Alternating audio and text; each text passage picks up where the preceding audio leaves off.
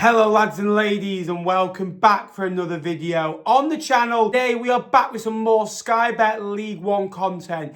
Now we are around about 50% through this League One season. Some teams have played slightly less, some teams played slightly more. We are going to give my halfway 1 to 24 predictions. The window has opened, a lot has happened, still a lot to happen. Let me know your predictions down below. If you're new to the channel, please subscribe. This is your home of EFL content, so if you could, drop us a subscription, drop us a like. Let's go for 200 on this one. Before further ado, let's get into it.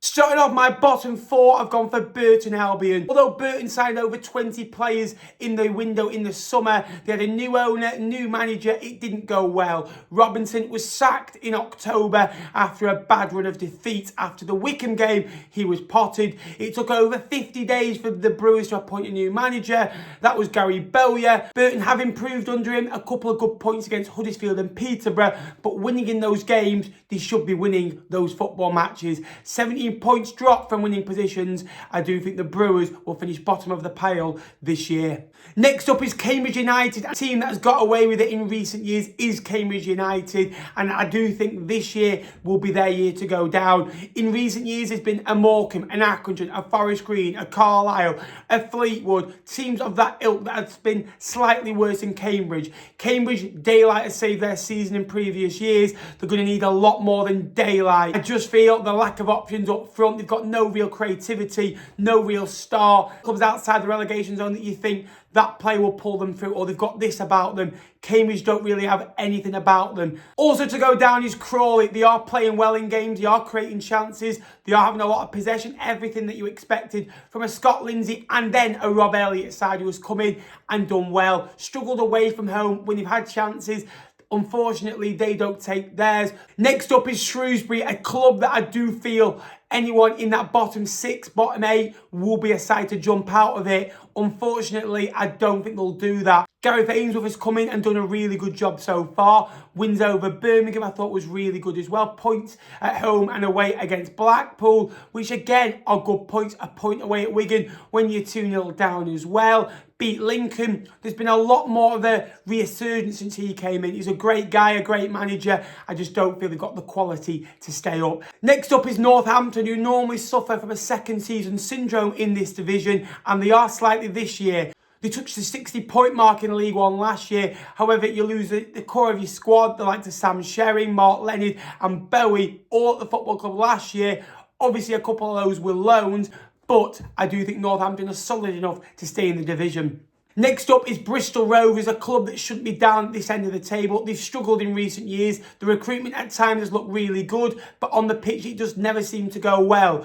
They're a club that always seem like they're on the dawn of something, and it's that false hope. They're not good enough at home. They're very flat, and they're one of those sides that if you play them at home or you go away, you think, we can nick something today. That shouldn't happen at Bristol Rovers. Next up is Wigan Athletic, and a bit of a down season for Sean Maloney's Ticks. Again, decent defensively, but in forward areas hasn't really been good enough for the core of the season.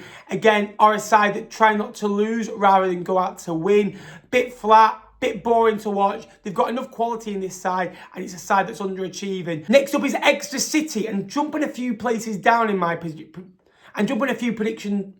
jumping down a little bit in my predictions. They've got a lot of quality in that squad. I like them a lot. Joe Whitworth, Kramer, he's a good player as well. He's a typical mid-table team in this division. That's what Exeter want to be. Started well, and they haven't fallen off this year, which is the main thing. Peterborough United have definitely done that this year. Talking about falling off, Peterborough United have definitely done that this year. They score a lot of goals, they concede a lot of goals. They love to win 4-3 or a 3-2 or a 5-0 at times. But the issue with Peterborough is I don't think they're a side that can go and dig out a 1-0 win. And that's what the difference between the top sides do and Peterborough. When it goes well for Peterborough, it goes really well. They look lovely on the eye. One of the best sides to watch in the division with their forward players. Poku is out injured at the minute. They've got decent young players as well, like Kean Hayes, Malik Mothersill, Ricky J. Jones. they can't dig out enough 1-0s away from home. They don't really have the backbone. And if they can add that, they're a side that can easily push for the playoffs next year. Next up is Stevenage. They love a 0-0. They've had 6 of them this season, 13 clean sheets in 23 matches. Not a great watch on the eye, but get the job done. Get enough points. They draw a lot of games. Don't really have the quality to win games. Just feel at time they set up well. They just kind of need a Steve Evans type announce in the squad to go and win 1-0. He obviously left in the summer to go to Rotherham. Ravel's come in as a young coach, a young manager that knows a football club. The fans are 50-50 on him. If he starts turning those 0-0s into 1-0s, he'll be loved and adored. If those 0-0s start turning into 1-0 defeats, it'll either happen, they won't be drawing 0-0 forever. Alex Ravel, time as a manager could change a lot in these next 3 or 4 months. Next up is Blackpool. A lot of issues going on around the football club. Simon Sadler rumoured to be selling his stake in the football club. However, Blackpool still have a decent squad. Lack goals, lack a bit of creativity at times. Do feel they need a new goalkeeper. Kyle Joseph, I think he's a very good player, a willing runner. I really like Rob Apter. He's a shining light in this Blackpool team. Next up is Rotherham, and although Rotherham have never really been consistent, they've been consistently inconsistent, where they get enough wins to be mid-table, they'll lose a couple in a row, but then they'll pick up 7 points out of 9. They just can't go on a 4-5 game winning run, or they don't really go on a 4-5 game losing run either.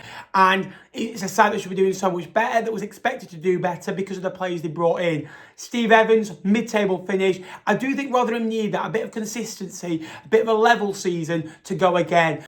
Next up is Mansfield Town for a first season in Sky Bet League One. Really like Keanu Backers, Barry chipping in wherever he plays. Christy Pym is a great goalkeeper at this level. Bailey Cargill, solid centre half as well. Solid first season, going away at Peterborough, winning.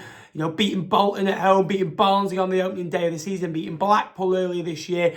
The only real down low is losing to Lincoln. But bar that, a pretty solid season. And falling short of the playoffs is Reading. I like them a lot, especially at home. It's a solid season. If you asked Reading where do you want to finish at the start of the year, it would always be in that top 10, top 12, have a go at the playoffs. Knowing that lose Ruben Sellers, it could be slightly different. But the way Noel Hunt's come into the football club, a shaky start, couple of games to get used to his ways as well. After the Wickham game, a defeat there, but come back in, some nice results, which is good. They needed it.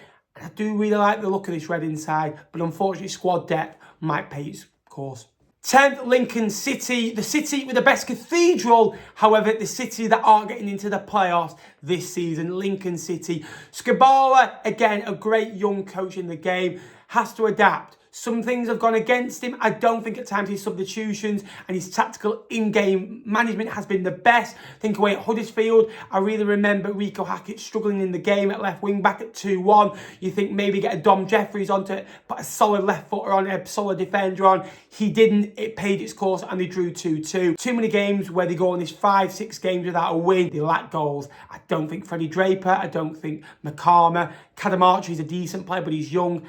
I don't think they've got enough good strikers up there. I think they've got 4 strikers there that'll probably score less than 30 goals between them.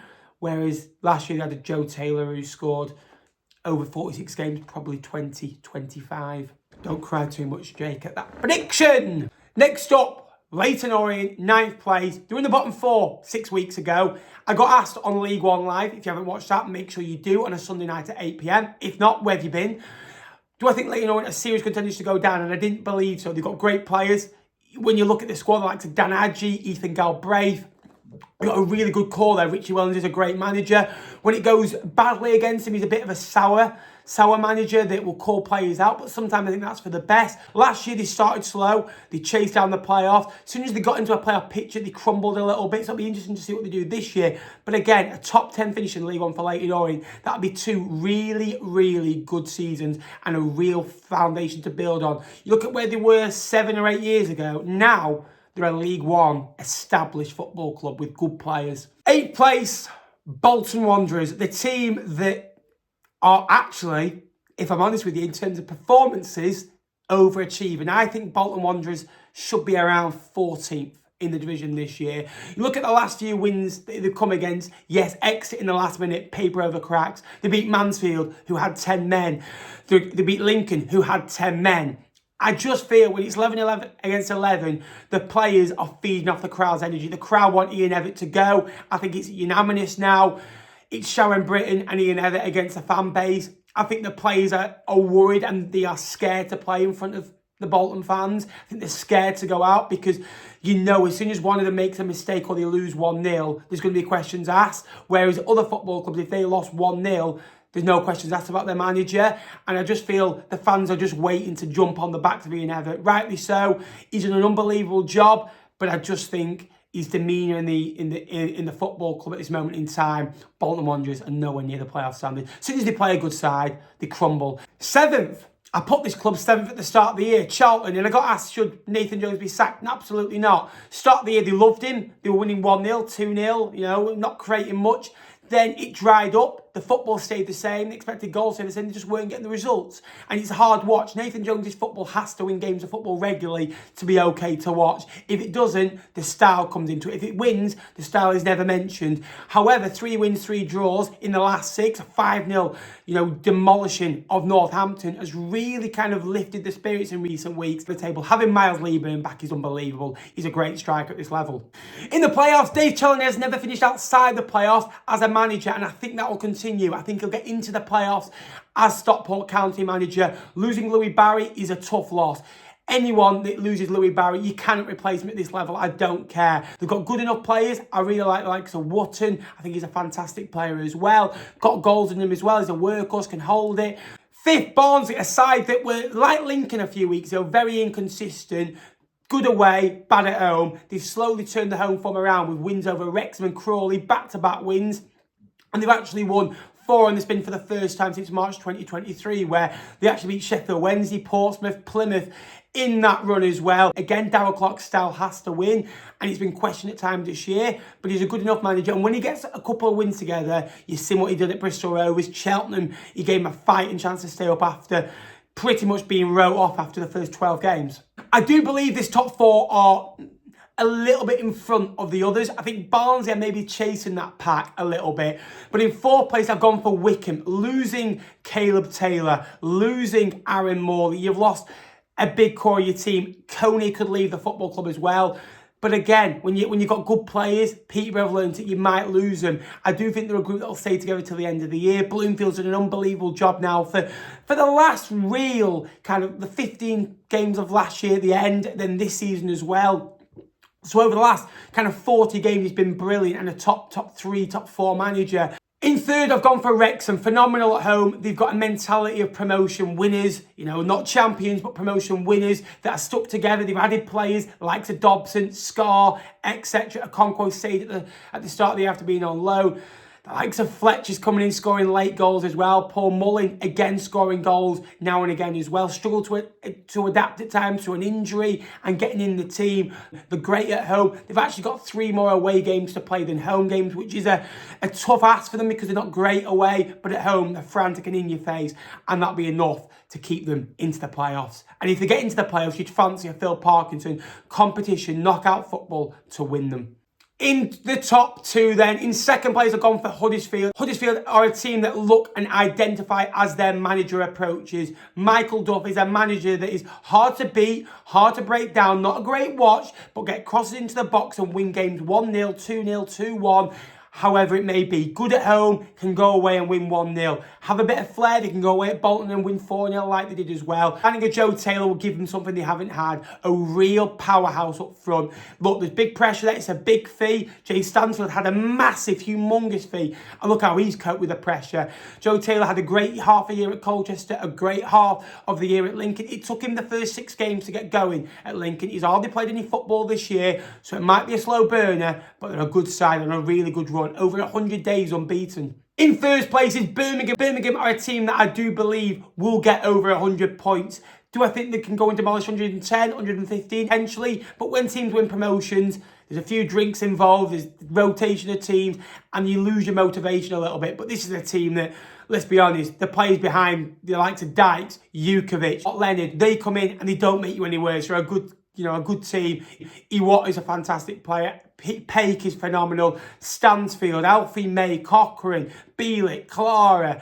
This is a really good team and a team that you do think will fight at the top end of the championship. And the fans have got behind the manager. The manager done really well with the players. They've dealt with any pressure, any bad result, and come back stronger. Thank you so much for watching today's video. I hope you did enjoy it. Please remember to like and subscribe. This is your home of Sky Bet League 1 and League 2 content as well. Drop us a like, drop us a subscription, and until next time, I will see you later.